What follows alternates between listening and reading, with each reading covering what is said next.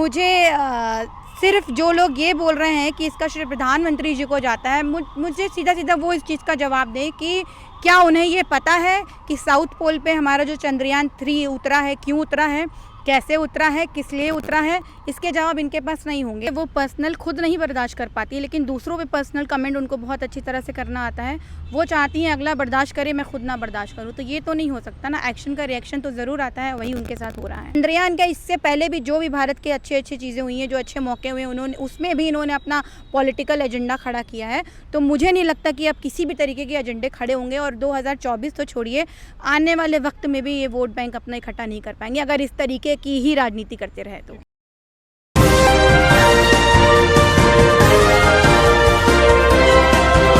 दोस्तों, मैं हूं आपके साथ नदीम अकरम। देश के प्रधानमंत्री का डंका जो है कल हमारे मेन स्ट्रीम मीडिया ने बजवा दिया। बीजेपी आईटी सेल ने भी डंका बजवाया, और जिस वक्त ये डंका बजवाया जा रहा था उसी वक्त साउथ अफ्रीका में देश के प्रधानमंत्री का विरोध भी हो रहा था।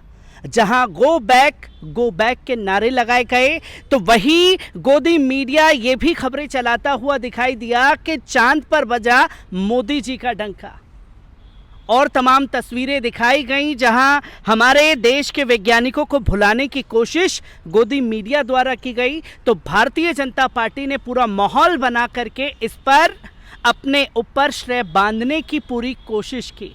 इस पर तमाम लोग, देश के वासी किस तरीके से देखते हैं, कैसे सोचते हैं, इसी पर हमसे बात करने के लिए सबा सहरी मौजूद। सबा जी, कल जो तस्वीर देश के प्रधानमंत्री की सामने आई, सबसे पहले बात की जाए अगर साउथ अफ्रीका की, तो जहां जहां जा रहे हैं वहां विरोध के सुर तेज हो रहे हैं, पर यह बताया जा रहा है डंका बज रहा है, विरोध के सुर की तस्वीरें गायब है।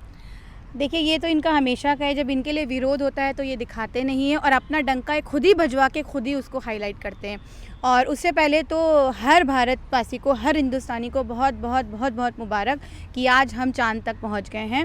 और कितनी दुर्भाग्य की बात है ये कि जो काम हमारे देश के साइंटिस्टों ने किया है, हमारे देश के वैज्ञानिकों ने किया, दिन रात की एक मेहनत जिनकी उनकी जो कल कामयाब हुई है, उसका श्रेय उन्होंने उठा के हमारे देश के प्रधानमंत्री जी को दे दिया।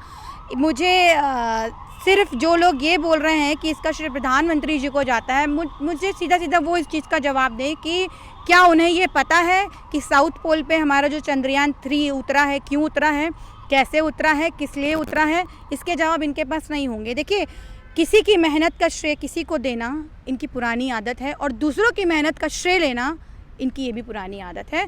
और रही बात जो कहा गया है गो बैक मोदी, तो वो कहीं ना कहीं लोग बहुत ज़्यादा आहत हैं। लोगों को फ़र्क पड़ता है बेरोज़गारी से, लोगों को फ़र्क पड़ रहा है जो मणिपुर में हुआ है, जिसको अभी तक नहीं शांत करा पाए। लोगों को फ़र्क पड़ता है बहुत सी ऐसी चीज़ों से जिसकी वजह से इस तरीके की चीज़ें सामने आ रही हैं। ना ये दिखाएंगे, ना ये किसी को बताएंगे। क्योंकि समझे, हमने लगातार देखा कि जो साइंटिस्टों का श्रेय था वो देश के प्रधानमंत्री के सर पे बांध दिया गया, और ग्राफिक्स के ज़रिए ये दिखाया गया कि एक तरफ चंद्रयान की मोदी जी हैं और दूसरी तरफ में जो हैं चंद्रयान हैं। तो कैसे देखते हैं, क्या एक मैसेज था?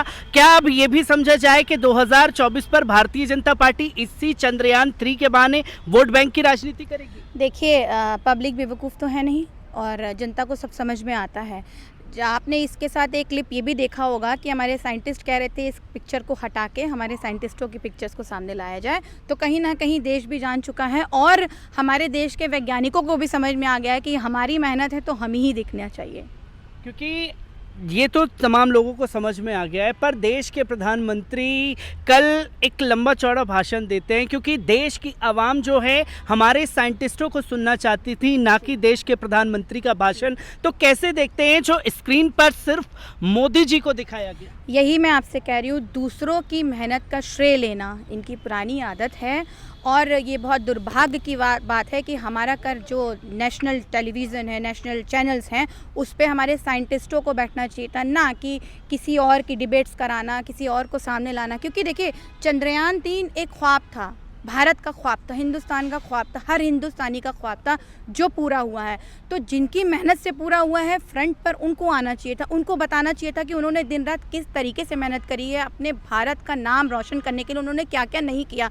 ना कि आप किसी को भी टीवी पे बैठा दें और आप उनका भाषण चला दें, तो जनता इससे आहत तो होगी। और दूसरी बात, ये बहुत दुर्भाग्य की बात है कि जो साइंटिस्टों ने किया उसका भी आप क्रेडिट उठा के किसी को भी दे दें। क्योंकि कल हमने एक तस्वीर ये भी देखी बीजेपी आईटी सेल की, जो एक तरफ 4 तस्वीरें लगा करके बताते हैं कि आज देश के लिए गौरव का पल है। एक तरफ कांग्रेस के नेता राजस्थान के दिखा दिए, उन्हें चंद्रयान के बारे में नहीं पता, यात्री वहां पहुंच गए हैं, उनके कुशल मंगल के लिए बातें भारतीय जनता पार्टी बता रही है, नीतीश कुमार की बाइट दिखा रही है, और इसी पर इंडिया वर्सेस मोदी करने की जो भारतीय जनता पार्टी की राजनीति थी, मौका मिला। देखिए, कल चंद्रयान 3 की लैंडिंग थी, ठीक है, तो मुझे लगता है कल इनको हर राजनीति प्रोपेगेंडा को दूर रखकर हमारे देश में जो इतनी बड़ी सक्सेस हासिल करी है उसी पर बात करनी चाहिए थी, ना कि किसी दूसरे के ऊपर किसी भी तरीके की तानाकशी करनी चाहिए थी।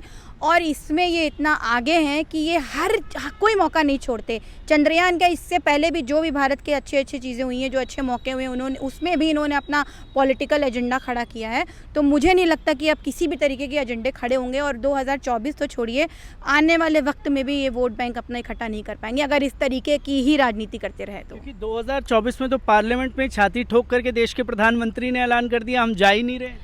अमेठी में अभी आपने सुना होगा कि जो स्मृति ईरानी जी अपना गढ़ बताती हैं, जिसको अपना घर बताती हैं, आज वहाँ की जनता राहुल जी को मांग रही है वापस। और अमेठी की हर जनता, हर बच्चा यही बात बोल रहा है कि राहुल जी को छोड़ के हमसे गलती हो गई, क्योंकि राहुल जी ने 13 रुपए की चीनी वाले झूठे वादे नहीं किए, हमेशा जो कहा वो पूरे किए, और इसीलिए अमेठी की जनता भी उन्हें वापस पाना चाह रही है। उसी तरीके से हर जगह पे लोगों की आंखें खुल चुकी हैं, और ये 2024 में पता चलेगा कि सीना ठोकने से कुछ होता है या काम करने से होता है। क्योंकि अब जब स्मृति ईरानी का जिक्र हो गया है तो पर्सनल कटाक्ष स्मृति ईरानी जी को बर्दाश्त नहीं है, क्योंकि अभी हमने हाल ही में सुधीर चौधरी और उनकी कन्वर्सेशन देखी, तो किस तरीके से देखती हैं जब पर्सनल कटाक्ष जो स्मृति ईरानी एक केंद्रीय मंत्री हैं वो बर्दाश्त नहीं कर पाती? देखिए, वो पर्सनल खुद नहीं बर्दाश्त कर पाती, लेकिन दूसरों पे पर्सनल कमेंट उनको बहुत अच्छी तरह से करना आता है।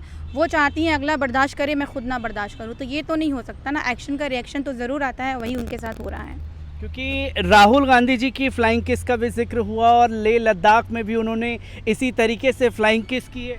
देखिए, राहुल गांधी ने पर्टिकुलर किसी को तो फ्लाइंग किस किया नहीं, और राहुल गांधी स्मृति ईरानी जी की तरफ तो ये करेंगे भी नहीं।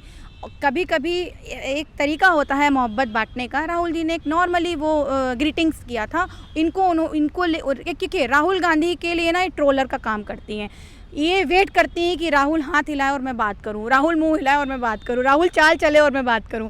तो इनका एक एजेंडा है राहुल गांधी को किसी भी तरीके से पकड़ने का, वो यही करती हैं। रही बात फ्लाइंग किस की, चाहे वो लद्दाख में आपने फ़ोटो देखी होगी, और जो पार्लियामेंट में जो भी पिक्चर्स है, वो सिर्फ एक प्यार बांटने और मोहब्बत की दुकान की बात जो राहुल जी करते हैं, बस एक वही ग्रीटिंग्स है, उसके अलावा कुछ नहीं है।